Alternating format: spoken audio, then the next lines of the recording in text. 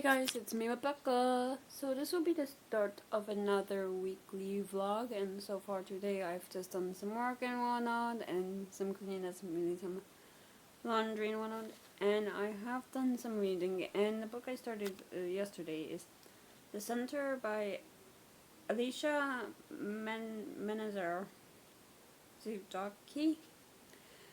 I apologize if I mispronounce that name.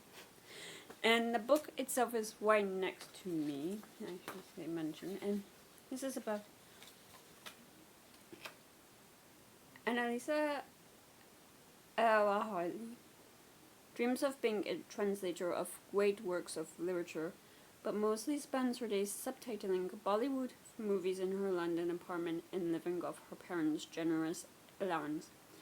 Adding to her growing sense of inaccuracy, her mediocre white boyfriend Adam has successfully leveraged his 7th level aptitude for languages into an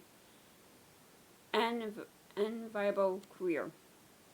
But when Adam learns to speak Urdu practically overnight, and Isa forces him to reveal his secret, Adam begrudgingly tells Anisa about the center, an elite invite-only program that guarantees complete fluency in any language in just 10 days. It sounds like a step closer to the life she's always wanted. Stripped of her belongings and all contact with the outside world, she undergoes the center's strange and rigorous processes. But as Anisa enmeshes herself further within the organization, seduced by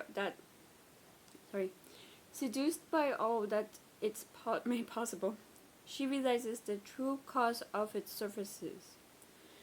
And with this, I am on page 128, and so I'm about halfway through, and she has this.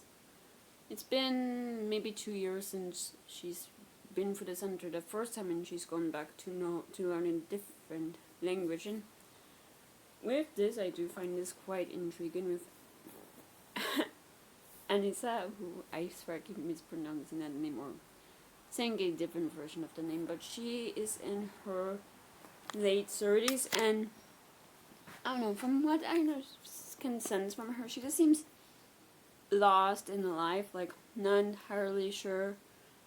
She thinks she knows what she wants, which is to be a translator of great works, but when she has it, she doesn't seem entirely happy about it or entirely fulfilled, and I don't know, it seems like she just wants something, she doesn't know about it yet. And the first line is this, how she basically says it's all Adam's fault, essentially, and how she tried to make it work with him, but there was always reasons, I would say, for why it didn't work properly, whether it's like the sex between the two wasn't satisfying, or the fact she wanted something, he wanted something else, and they couldn't really meet in the middle, and they couldn't really see eye to eye on what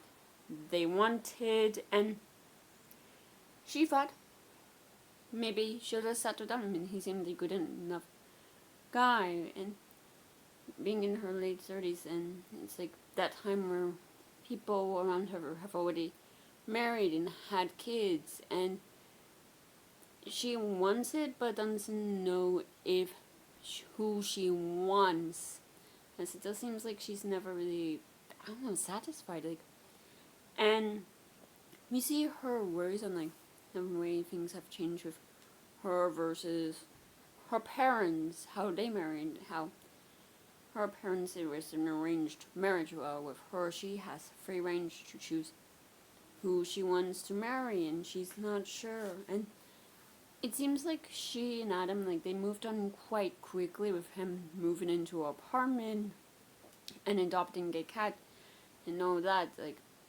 in a year. And maybe that's just my opinion. Maybe it's just me thinking they moved too fast. I don't know, but it just seems like a bit too fast. And when she does invite him to meet her parents in Pakistan, and he goes away for 10 days, comes back, and then suddenly he's fluent in Urdu, and she witnesses this on a plane, and it's like, what the fuck? Because even last time she saw him, he didn't know a word.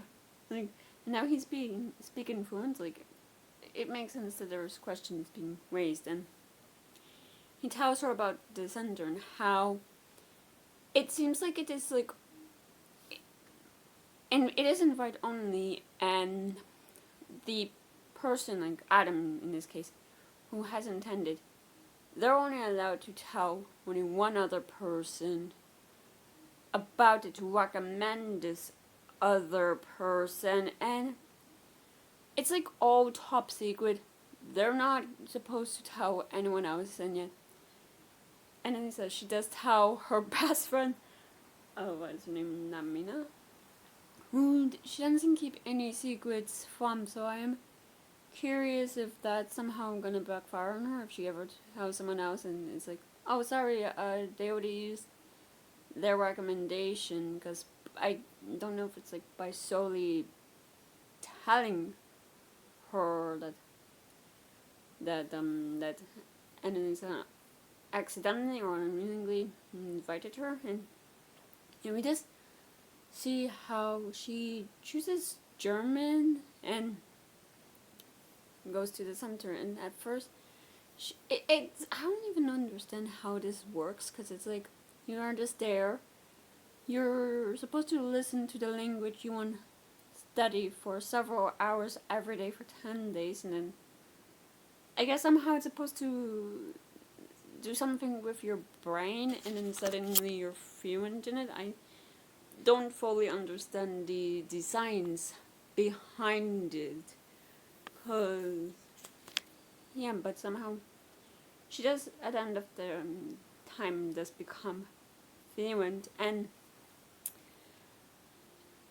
initially it's driving her insane. Like, it's like she has not spent a minute of her adult life offline, and suddenly being offline, disconnected, it just feels weird, and so I don't know, she almost feels alienated from everything and everyone in this world. Like, what if something happens, and it's too much in her head about it, and she is being reassured by her supervisor, this woman named, can I not have my book pulled, pardon me, named, what is her name, Sheba, who is there for her, reassuring her that what she's experiencing is normal, and that she will get the hang of it, and we see as she does, and she does, I guess, leave the center being fluent in German, and how she uses this new skill to translate this novel she found that hadn't been translated to English before, and now suddenly doors are opening to her, and yet she's both happy that she's made it, but she just feels left out, feeling like she doesn't deserve it, and also feeling like it's like she's being used as this thing as I guess thing of diversity in the publishing world, and you show, look, this woman who has made it, this brown woman has made it, so we do see a lot of that, a lot of like, I don't know, a lot of her not issues, but a lot of her, how she feels a lot about a lot of issues, I guess, in the world, how she was getting so sick and tired of the Islamic stereotypes being in the Bollywood movies, and how people talk and feel about ways, like she even had, I guess, a problem, or a rightful problem, I would say, when Adam was in Pakistan, how people treated him. He thought it was like they were so impressed by the fact he spoke Urdu, but really it's like he's a white boy, and white people have taken advantage of the kindness and the generosity of the people that they colonized, and that's another issue she has, and really how she feels when Naomi starts dating this guy named, I think it was Azim, how she feels that her friend is not delighting, but kind of not calming down on my word, but it's the word I want to say, but kind of like lowering her spark and is putting out her spark to settle with this guy that and is doesn't approve of and whatnot. And yeah, you see a lot of issues she has. And something I do like is that something I was just mentioned was she talks about how she feels when she's speaking Urdu versus English, how with Urdu she really spoke, I guess, proper, the more adult version of it when she was with her elders, and yet she only did more PG version from reading books, so she doesn't feel entirely adequate in speaking Urdu sometimes, or doesn't really know the right word. English, she feels more confident in it. She does mention she feels, I guess, ashamed or sad it's like almost her mother tongue, because it's the language she feels the most comfortable in and confident in, and how for her it's like kind of, what was it again? Oh my word, I'm a mess. How it's kind of like a neutral language. How it's almost in between, and I don't know, I just find that quite interesting how the language she speaks also almost changes her identity, I would say, and how she identifies, because she does mention she'll order something different if she's at a restaurant when she's speaking English, if she was speaking Urdu, and I just find that quite interesting. So yeah. But right now where I've gone, she's just re-entered the center wanting to study or learn Russian, so I'm just curious on where this goes, but so far I'm just intrigued, I would say. I'm not entirely sure how I feel about this, so yeah. And I think that's all for now. So I'll see you when So it's the next day, and so far I've done some work and whatnot, and I've done some more reading, and yeah. And I have done some more reading of the center, currently on page 228, and oh my word, I have to say about what I just read, and yeah, but I'm just gonna start with what I read so far today. We see Anissa, how she goes back to the center to learn Russian and gets close with Shima. And things are going well and dandy until the restlessness starts to, I guess, play up again. And I think it does make sense that being completely isolated from the outside world, not having access to her phone or computer or anything, for someone whose entire life is online, like her work is online, and if something was to happen, like Anissa has been brought up, I guess, or continue or spend most of her adult life being always connected to her friends, and wondering if something could happen to them, is being in this like, and she won't be able to be contacted while she's away, even if it is for this 10 days, is driving her up a wall. Basically, Sheba breaking protocol in a way who can stop her, as it turns out she is, I guess, the daughter of the founder of the center. I'll get to that now, because... But basically, this center, this entire thing was founded on her father and his 3 close friends. They created it when they were in university and were testing it out, and she got on board even she wasn't supposed to know, but figured out what the secrecy was with them. So.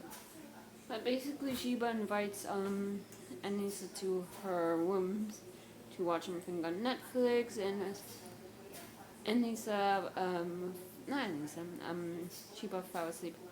And he's like, just kind of help but look on Sheba's laptop, hoping to figure if she can log in and out of her own emails before Sheba wakes up.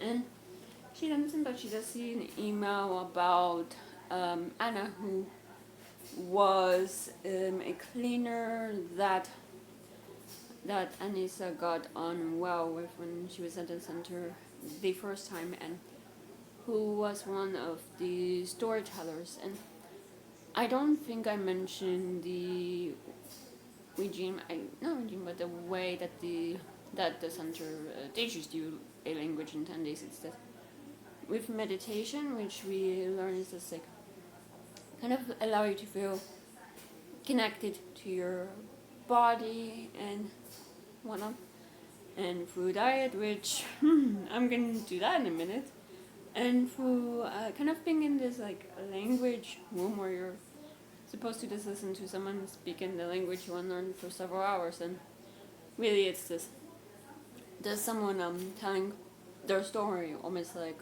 journal entries but spoken out, and they're called storytellers. And Anissa learns that Anna, who was not only the maid for her, but also the storyteller for her learning Russian, is dead, and she gets it in her head that somehow the center had something to do with her death, as Anna's daughter mentioned that they would be given her body to the center, so and the center would be taking care of the funeral and whatnot. So when we see how Anissa, she finishes up her time in the center, learning this Russian, goes back to her more normal life. There's something about she is confronted by a few people, and some you can see, oh, that's coming from a mile away. Like, she finally talks to Namina about her dislike for Namina's boyfriend Azim, how fast Anissa thinks that relationship is moving, how Namina is like kind of not calming down her spark, but isn't allowing them to be so bright in comparison to Azim's, and how she is putting him first, and how that's affected that friendship as well. Anissa does say some things that is a bit too far and whatnot, so yeah, I'm curious on how that goes. And as well, Anissa, she's still trying to figure out how exactly the whole thing with the center is, how it is working, like how they're doing what they're doing, and she asks Adam if he has any ideas, and it leads to Adam this kind of like not relation, but kind of telling her everything that was wrong with their relationship, that he always felt like she thought she was above him, she always looked down on him, it was always about her, like she was like, oh, he would want me to go camping and I don't want that, and he's like, I never asked you to go camping. Like, he actually did shout that, so yeah, and it's like this her being really inconsiderate, and kind of considering, like, it also upset him with the fact, like, she never really, I guess, took into consideration the way he grew up in comparison to how she grew up, because he felt he was honoring his mother when he was, like, doing the basics and taking care of the dishes when at her family home. When her family, they seem to be wealthy enough to have servants, and she's like, oh, it's the servant's job, and it's this. Yeah, that confrontation, I'm like, I mean, there might have been a lot of things not right with that relationship, and at times Anissa does read a bit like, she does read a bit self-centered, and there are problems in the world, and it seems like she's just angry really with everything and everyone, and the way she sometimes talks, she is where she, I guess, has this privilege of the fact she does live in England, and she does have a so-called better life or whatever, but she remembers what her life is like, and then thinks she's like this white supremacist when I'm not sure about that. So yeah, we see that, and we do finally learn more about the center and the whole thing, how it works, and with the meditation, you're just supposed to really feel like, really get to know your body, and really, and the way the meditation is done, or the way she is being taught, which is just to feel along her body, is kind of like all of the memories she like pushed down, of the horrible memories, but also all of the emotions she felt, of the rage and anger and everything, and there is an understanding in that, and she invites her to meet her father, who is one of the founders of the center, and it's kind of the backstory and how it was invented, and we see how Anita feels about being in Delhi, which is where she is from. How she can't help but note the differences between Delhi and where she's from. How, let's say, how women are treated. Like, women are treated worse, it seems like, in where she's from, and yet Delhi has its own issues. Of course it is, but I don't know. She guys can't help make the comparisons, and something with Sheba's father is just like, he is some of his friends are also there, and the girls, they will go out at night just to party or whatever, and some of them, respectful about the way they look. Some of them are like kind of a bit like like, kind of, I don't know, it's just weird just because, I mean, Sheba's father is definitely like into Indies, and I'm hoping nothing comes from that, because, yep, and we do learn really more about how this whole thing works, how it's like this relationship in a way between the storytellers and the learners, how it's like an energetic exchange and whatnot. Truth be told, that's the part of it, but the thing is, it does involve cannibalism, essentially. These storytellers, they give their consent to, when they die, their bodies will be given to the center, and some of them, they don't know what, how their bodies will be used, as they believe in the center, and they believe in the cause of the center, and want to help it, and some of them do know what they're getting themselves into, but the thing is, when they die, their bodies are fed to the learners of the language. Like, the way it's talked about, it's like, oh, it's all such a careful, like, not procedure, process. Like, the things that can cause harm to the living humans are removed, and it's ejected into the food. Like, no, but the good stuff is removed and injected into the food that's being served to the learners. And the thing is it really consent if it's like they're dying and they just, I don't know.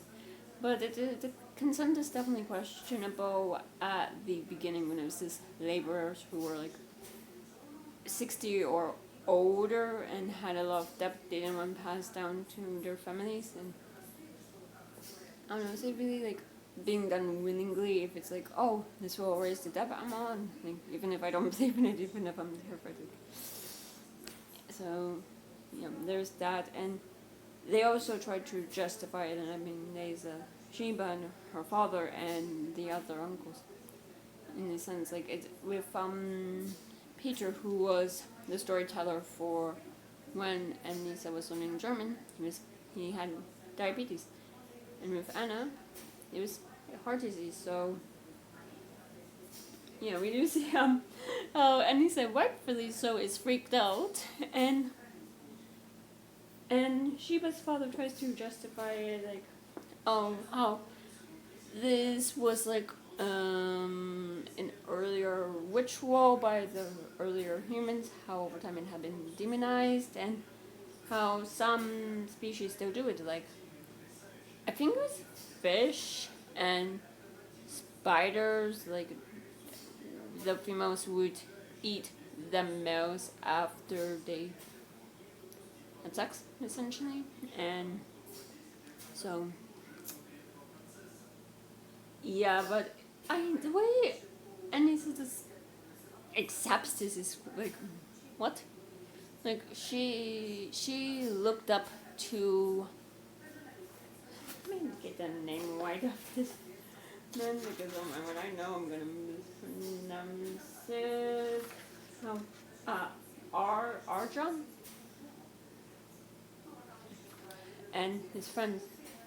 How she feels like she was below them and now she's on the same level as them, and also it's this like god tier level. And yeah, so and she asks if she can be one of these like storytellers, and wondering really who had the right to decide that it was a sin to ingest a human being than it was to ingest a cow or something. So a lot of morals are being questioned here, it seems like. So yeah, and yeah, we see how Anna, she's become not Anna, my word, Anissa has become like one of the storytellers. So I'm quite intrigued in seeing where that goes and where this goes next. So yeah, I think that's all for now. So I'll see you when I see you.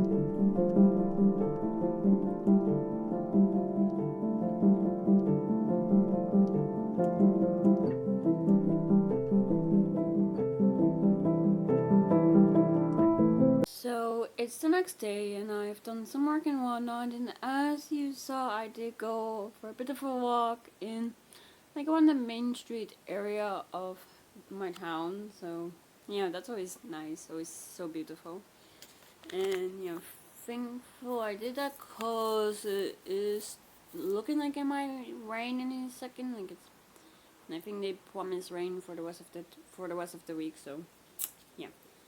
But I have done some reading, and I did finish The Center by Alicia Manazir Zidikri.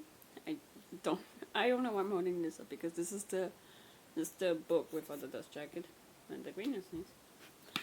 And you know, overall I gave it 4 stars. We still get some scene between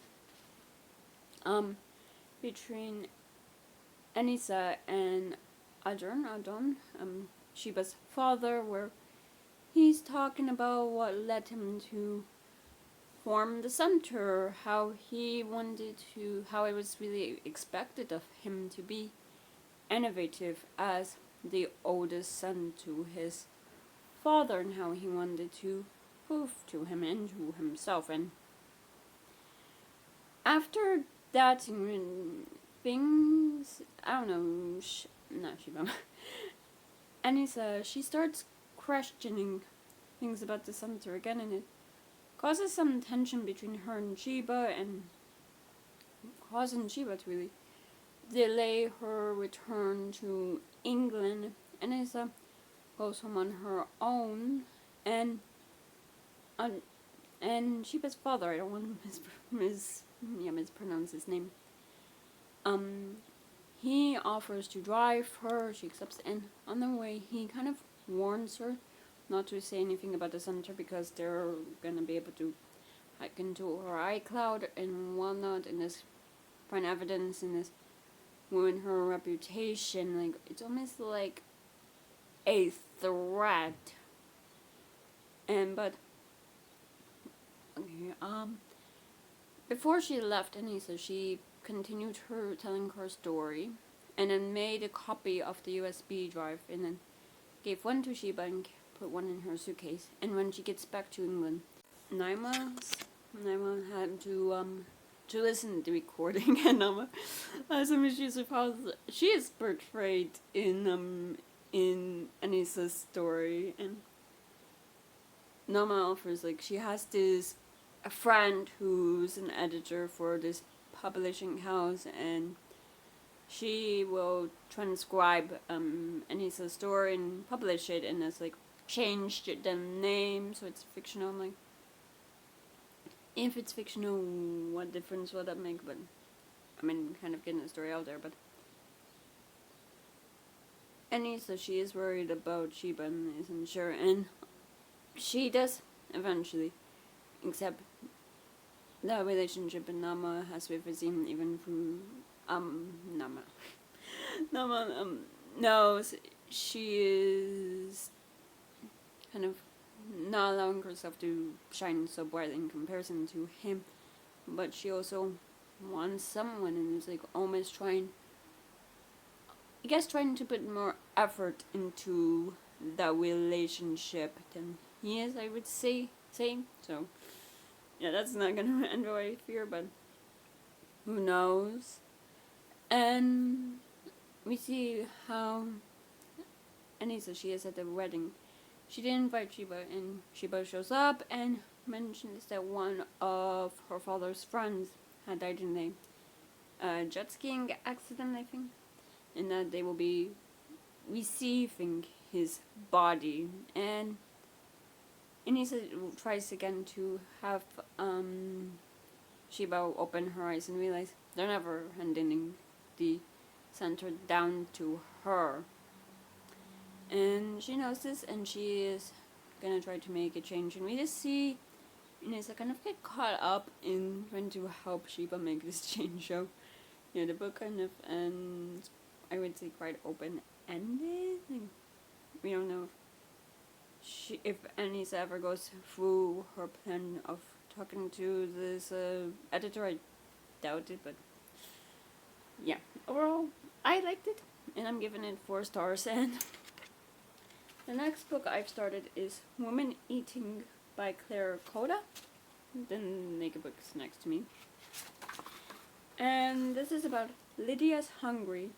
She's always wanted to try Japanese food, sashimi, ramen, onigiri with sour plum stuffed inside, the food her Japanese father liked to eat. And then there is bubble tea and iced coffee, ice cream and cake, foraged herbs and plants, and the vegetables grown by the other young artists at the London studio space she is secretly squatting in. But Lydia can't eat any of these things. Her body doesn't work like those of other people. The only thing she can digest is blood, and it turns out that sourcing fresh pig blood in London, where she is living away from her vampire mother for the first time, is much more difficult than she anticipated. Then there are the humans, the other artists at the studio space, the people at the gallery she interns at, the strange man that follows her after dark, and Ben, a boyish, goofy grin artist she is developing feelings for. Lydia knows that they are her natural prey, but she can't bring herself to feed on them. In her windowless studio, where she paints and studies the work of other artists and binge watches Buffy the Vampire Slayer and videos of people eating food on YouTube and Instagram, Lydia considers her place in the world. She has many of the things humans wish for: perpetual youth, near invulnerability, and immortality. But she is miserable, she is lonely, and she is hungry, always hungry. As Lydia develops as a human and as an artist, she will learn that she must reconcile the two conflicts within her. Between her demon and human sides, her mixed ethnic heritage, and her relationship with food, and in turn, humans, if she is to find a way to exist in the world before any of this. However, she must eat. And with this, I am on page 34, and so far I am quite intrigued. We do start with Lydia. She just signed on to the studio, and she chose this studio specifically that there used to be this old biscuit factory, and the lower two floors don't have windows to prevent the chocolate from melting. And we see as she's packing up her old house how her mother was a bit of a hoarder, and she had to put her mom in a old people home, in a care home for whatever reason, which I'm quite curious on learning about. And we just see how she struggles to get food, how her first day living in the studio by herself isn't going well, as she packed one suitcase with her belongings, stuff that's not memorable but sentimental to her, things from her childhood, and how it's not lost, but she wasn't given the right information to collect it, there we are, my word. And she's like, oh, I will get more stuff, I will get more books and more whatever. It's like, you can, but there's a sentiment behind it, I would say. And she's struggling to find a butcher that will sell her pig blood, as we do see if there's human food around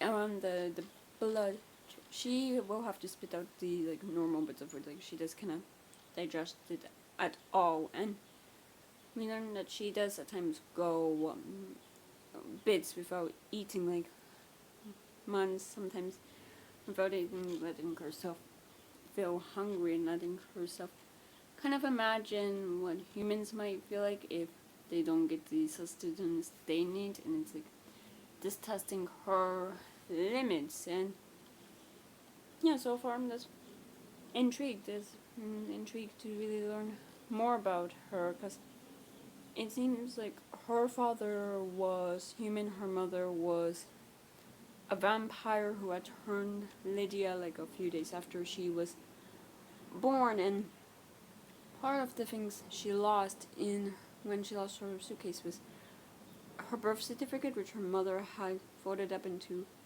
8 squares and sewn into a glove. And it's only proof that at one point in time she was born. That's sad. It's nothing to do with her, nothing to, I guess, secure her identity. It's this proof that I exist, sort of thing, in her eyes. And you see her plans, what she plans to do with her life, how she wants to become a great artist, and then have a gallery, and then kind of hand it down to a daughter, which will be Lydia. So yeah, so far intrigued and not curious where this goes. So yeah, I think that's all for now. So it's the next day, and I don't know if you can hear it, but it is raining, and yeah, I've just done some work and whatnot, and I have done some reading of Women Eating, and I did get to page 92 before I'm I don't know, I just don't care. Lydia, she is talking about how her mother is supposed to be immortal and whatnot, and she had to put her mom in a care home because when her mom was human, she, I believe, had some sort of gum disease, and over the course of Lydia's life was losing teeth, and when the final tooth fell out, it kind of messed with her mother's mind, and her mother, she's caught in this in between, I guess, of her younger years, where I guess she was first turned and is craving the food she grew up with that she ate before she was transformed. And we see how her mother, like, they only drank pig's blood because Lydia's mom thought that because they're half demon, they didn't deserve anything worthy, anything good. That in her mother's mind, it was just the lowest kind of blood you could eat, and that's why Lydia eats it as well. And with her mom in this day and in care home, I don't know. And you see some aspects of Lydia's life when she was younger, how she had wanted to fit in, but wasn't able to because of her mixed ethnicity, with her mom being half Malaysian, Lydia being half Japanese. And because when she goes out, it's like she gets sunburned very easily. Like, she's quite pale, so it's like she does never fit in anywhere, and as well as she couldn't relate to the other kids at her school. And we see how Lydia, she's obsessed with like watching what I eat in a day, sort of videos, like what I eat in a day Japanese, what I eat in a day as a vegan or vegetarian, that kind of stuff, because in her mind it is, she claims it's like anthropologic research, but I think it's like she's trying to fill this gap she has because she is half human. And I did find that quite interesting, but I don't know, something about it, like her constantly talking about, oh, I'm so hungry and I would actually starve myself. I'm like, I don't really care about that. Like, something about the story, I'm like, I don't really care if in a story about like the mundanity, like how she tries to lean into her human life. I would really like just to know like more about the vampiric half, and how, if she is able to learn like how it is possible that her mother was able to develop this sort of illness, this form of Alzheimer's, where she wants the food that she had as a child, and also she just attack the people at the care home who are helping her, and it seems like trying to take their blood. And you see Lydia kind of going about her life like as a normal human when she's not that. Just trying to get by and trying to survive her internship, which she just claims is like part-time gallery assistants who are not being paid, and how she's not really being given a proper role. Like, she was on her first day at the internship, she was thrown into the ticket box and then got in trouble because she was there because she thought she had to be there. So I don't know, there's something about the story I'm like not finding myself really caring for, unfortunately. So yeah, and we see more on like how her life, like, things are not going as planned, because she had ordered some egg delicacy that does have, I think, I don't even want to say this one, but some had blood in it, and she wasn't able to get it because the FedEx didn't put it in an address she gave them. And that's what I'm doing. I don't know, I'm just finding myself not really caring about this. So yeah, unfortunately it isn't the end for me, and I don't think I'll be doing any more reading today, just because typically I do like giving myself maybe a day in between books, just so I can digest what I read, if it makes sense, and just start a new day with a new book. So yeah, but we will see if I do more reading today, and I'll discuss what book I plan to read next tomorrow. So yeah, that's all for now, and I'll see you in. So it's the next day, and so far I've done some work and whatnot, and I had to have a doctor's appointment with something with my leg that's hopefully not too concerning, but yeah. And I did go for a walk, didn't film as A, it was raining, and B, it was really in the same place that I went a couple days ago, so this wasn't really in the mood. And yeah, and I did start a new book, which is My Heart is a Chainsaw by Stephen Graham Jones. And this is about Jade feels as if she's trapped in an opening scene of a slasher film when tourists go missing and tension rise between her community and the celebrity newcomers to the Indian Lake shore. As a conglomerate known as the Founders begin breaking ground for their rustic mansions in what they're unironically calling Terra Nova, Jade watches as the small town she knows and hates moves towards catastrophe. This summer, as yachts compete with canoes on Indian Lake, Jade is convinced a killer will rise. And with this, we do follow Jade, who is in her 17. Sorry, I'm reading the back, and it says she is 17. She's in her senior year of high school, and we learn that she is half Indian, and she is living with her father, who she doesn't like. She hates her father, I would say, and especially his friends who make comments about her that her father doesn't dispute her or doesn't really try to stand up for her and whatnot.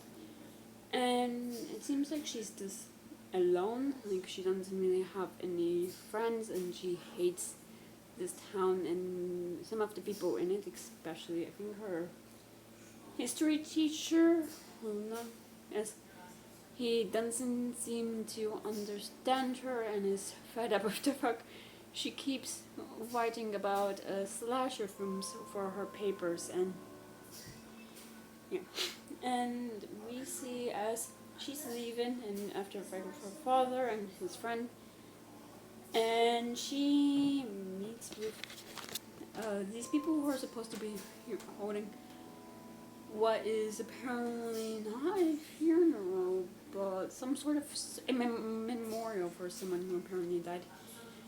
And she keeps talking about slashers and one-on people, and they're all concerned about her, and she runs away from one of them when they try to bring her home, and falls into this canoe that's apparently like the town's canoe, which is a bit, I don't know, and tries to slash her wrist in, I think, in a way to signal to someone or let someone know she's there, which causes her to have to be in a hospital, blanking on the specific word for it, for about 8 weeks. And when she gets back, she learns that there's a new girl in school named Lithia who is gonna be living in Terra Nova, which I think it seems that the people in this in this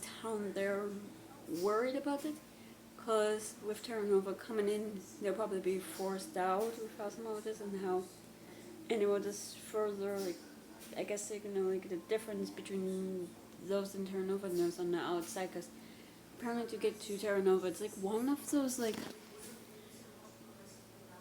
fancy community sort of places where it's apparently there's no road that leads into it. You have to either get in there either through water, through in hot air balloon or something. So that's not easy, and I'm curious if there's going to be some tension there or what. But and with Jade, she is obsessed with slashers, as I mentioned, and she knows she's not going to be a final girl, as she's not, in her eyes, she's not pure, she doesn't look like how a final girl should look with, her, I guess, grungy style, from what I understand from what we've gotten from her. Final girls look like Lithia, who are almost perfect, made up. There's a sense of innocence with them, a purity to them, and Jade, it seems is obsessed with the idea of her school, her senior year, really, that something will happen and there will be final girls around. So yeah, and we also have when when Jade was released from the hospital and the sheriff for some reason bringing her to her first day of school afterwards, which I think would say a lot about the relationship she has with her father, which, cause, yeah, he gives her like what was on her the night in an envelope, like the badge she wears on her uniform when she works as a janitor or something, and her pair of earrings and a pink phone that doesn't belong to her. And then the first chapter of this novel were these two young people, like 20-year-olds, from the Netherlands, who, from what I understand, were just traveling across the U.S. when they stopped at Indian Lake, and something happened that caused both of them to go under. And I'm wondering if that would be a part of this case from what the synopsis is saying it will be. So, yeah, why not? We just have a lot of curiosity.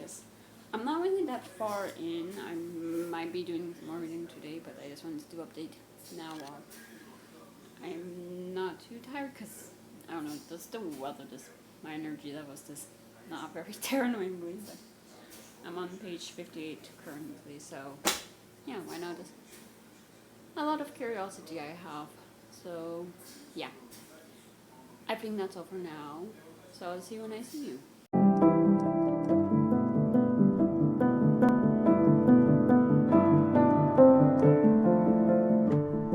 So it's the next day, and after I spoke to you yesterday, I had filmed my July wrap up before I filmed yesterday's update, and after I spoke to you, I did edit it and schedule it, so that's taking care of it through. It always takes it out of me, but yeah. And so for today, as you saw, I did go out today. My mom had to do some work by the shoreline of our state, and it was in a town we don't really go to that often, that we just sometimes just like walking around in. So I did that, and when I got home, I just did some work and whatnot, and have done some reading of My Heart is a Chainsaw. It put me on page 116, and so far I'm just like, I'm enjoying this, I would say, so far. We do see Jade at her high school graduation. For her, it's this a ceremony, I guess she's at, because she's not really she doesn't have the credits to properly graduate. Her other teachers were like, okay, they just gave her the credit when she missed school for 8 weeks. However, her history teacher is quite strict and refused to give her the credit, so she has to somehow make up that one, which I'm quite curious about. But at the graduation, we meet the founders, the people who are currently living or planning to move to Terra Nova. How they're all rich, successful people, very well known, and essentially the ceremony, like they are in the center of the bleachers at the ceremony, and all eyes are on them. And the history teacher, Mr. Holmes, who is supposed to retire, he makes his speech, and it's like, I'm kind of comparing it to like what he mentions, like how the Greek gods, they came down, they were dressed like traders and whatnot, they blended in, and really talking about those who have invaded a place and treated as if they've always belonged there. And it's like, you can tell he's quite he has a lot of resentment towards these people, as he truly believes they don't belong there. And in between the chapters, we do get Jade writing this paper on slashers and how slashers can happen in real life for Mr. Holmes. And she mentions this I don't even know what to describe it, like a case or a situation. There used to be a camp in the town's called Rock, I believe, and it's where the turnover is or near it, and there's one where it was by the lake, and there's one 8-year-old girl who drowned at this camp, and it had caused a slaughter to occur, or someone to go through a slasher, but someone to go not a slasher, but to commit slaughter at this camp. But with the young girl, Stacy Graves, there is a legend surrounding her that she's something called the Lake Witch, and I'm quite curious on learning more about that and how oh my god, Jade, I kept wanting to say another character's name. She, for research, did interview this elderly woman living in a care home about the whole thing and how life was like then, and the woman tells her this rhyme they used to jump rope to about Stacy Graves, and it's a bit creepy, so yeah, I'm very curious about that.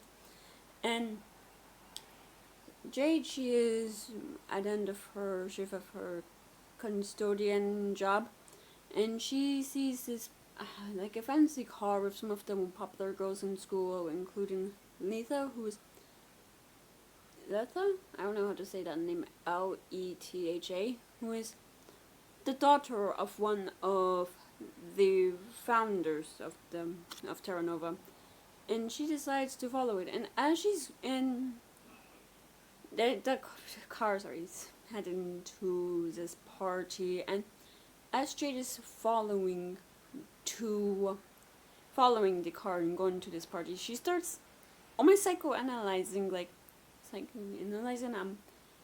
Letha and her relationship with her family, how especially her father, how her father, it was obvious that he had married a much younger woman, and that woman was Letha's stepmother, and it's causing Jade to think like Letha and her act of this pure, innocent girl is because she is trying to hide something much darker in relations to her father and who he is. And yeah, it's just all in Jade's head, I would say. And Jade, I don't know, is obsessed with the idea that this slasher can happen in Wolfwalk, and she suspects that it might happen with the fact like there's a party coming up, the July 4th party, how it's during summertime when everyone's free and everyone's happy and whatnot,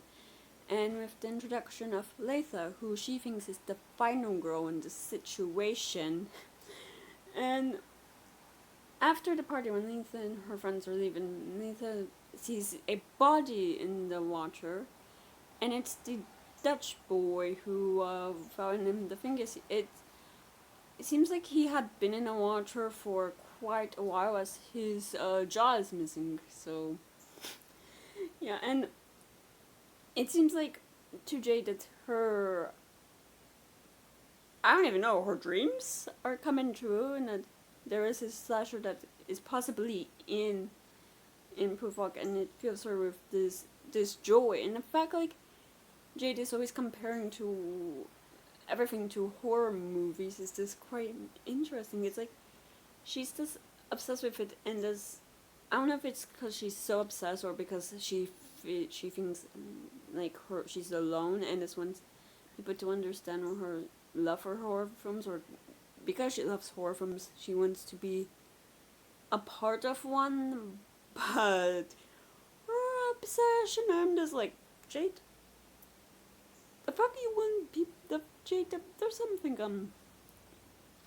no, there's something wrong with you, because I don't know, it's just quite interesting to sing it in. The fact it's this, she should be scared or something that the slasher could be in town, but I'm not getting that feeling from her, so yeah. We shall see what happens. So yeah, I think that's all for now. So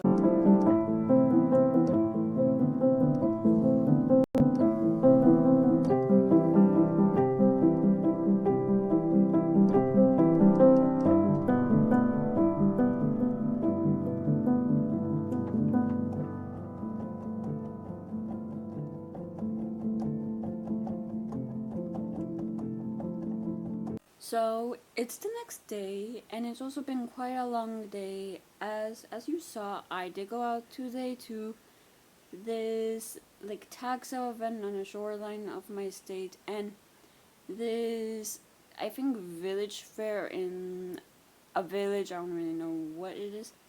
That's this outside mystic, and it is a place I just really love this going to and walking around. That's because I find it to be extremely beautiful, all three places, because I also did go to mystic for a bit because it was on my way. And the thing is, all three places, well, this village is in mystic is an hour away from me, over an hour. Like, I think it took me an hour and 20 minutes to get home on I-95. Traffic was a nightmare because of construction, so yeah, but this is very beautiful. And on my way home, I did do my grocery shopping, which I meant to film in at the village fair. I got 2 books because the town's library does like a library sale there, so. But I got Strange Pictures by Yuzetsu. I definitely mispronounced that, like, but this was translated by Jim Wong. And I also got The One by John Mars. So yeah. And since I got home, I just rested a bit because of that, because it was quite hot in the afternoon. And I have done some reading of My Heart is a Chainsaw, putting me on page 204. And I do have to say I am liking it quite a lot, especially like the people in this town. They're, doing I guess not the more, I guess, reasonable thing, and trying to find, with the evidence that's laid out in front of them, trying to reach a reasonable conclusion to what's going on. While Jade in her mind's like, this is a slasher, we're all in the middle of a slasher, and she gives Letha the letter and the tape and everything in the papers. And Letha, she does the reasonable thing, because a normal person doesn't think, oh, what's going on is like, oh, we're in a slasher film or whatever. It's like, there's something to it that's like, I don't know. But she goes to the sheriff in town, who, because Jade had talked about, the way she wrote her papers was like, she was writing to her history teacher, but he got involved, and basically they think that they try to, I guess, psychoanalyze Jade and her, why she is the way she is, like why she's such a big fan of slashers and horror films, by saying that there's some abuse at home, that it's like a way for her to escape. They say they think her father is raping her, and she's rightfully being defensive about it. Like, I think sometimes with people who have, I guess, somewhat niche, maybe violent interests, because slashers are quite violent in their nature, but people just try to think why, like try and kind of put this person in a bubble and try to figure out, like, try to see if there's something going on. Are they being abused in some ways?